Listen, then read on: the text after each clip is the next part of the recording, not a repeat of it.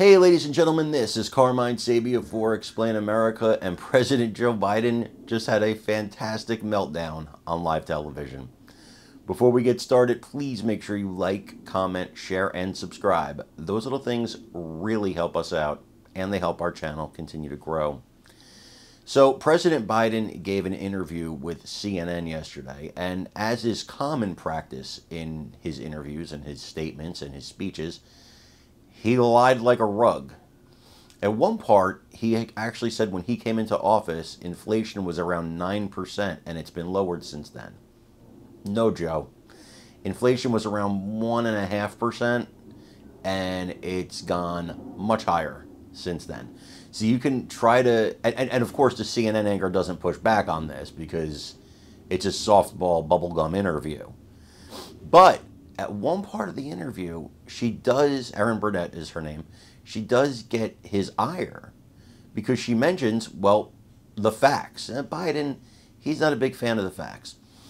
She tells him, hey, look, the polls are saying you're trailing Trump. The polls are saying people are concerned about the economy. The polls are saying you're losing. And Biden goes out of his mind. All of a sudden, Biden doesn't believe the polls. He believed them all these years. All these years when he was winning, election after election, he believed the polls. But now suddenly he doesn't believe the polls, and it appears he's not even happy with her bringing up the polls. Not happy with the fact that she even mentioned the polls. As if, how dare you ask me a real question? This is CNN. I'm supposed to say whatever I want, and you're my propaganda machine. And of course, she went right back into propaganda machine mode soon after. But this was actually one of the real questions she asked him, and he had to give an answer to it, and his answer was to have a meltdown like a child having a tantrum on the playground when you tell them they can't play on the monkey bars. That's your president. This is, they portray him as this nice guy. Oh, nice Uncle Joe. No, he's nasty. If you've ever seen his interactions with reporters, with people who press him, he can be a real nasty person. This interview was another example of that. I want you to watch it and let me know what you think. Please remember to like, comment, share, and subscribe. I'm Carmine Sabia for Explain America. We love you guys. God bless you. Take care, everybody. So when you talk about the economy, of course, it is by far the most important issue for voters. It's also true right now, Mr. President, that voters by a wide margin trust Trump more on the economy. They say that in polls. And part of the reason for that may be the numbers. And you're aware of many of these, of course. The cost of buying a home in the United States is double what it was when you look at your monthly costs from before the pandemic. Real income, when you account for inflation, is actually down since you took office. Economic growth last week, far short of expectations. Consumer confidence, maybe no surprise, is near a 2-year low.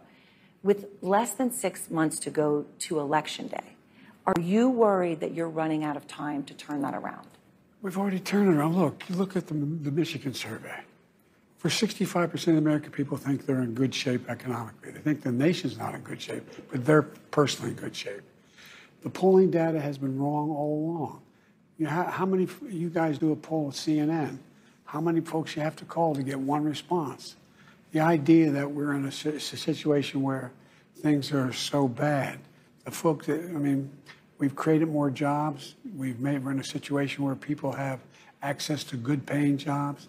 And the last I saw, the combination of the inflation, the cost of inflation, all those things, that's really worrisome to people with good reason. That's why I'm working very hard to bring the cost of rentals down, to increase the number of homes that are available. But let me say it this way.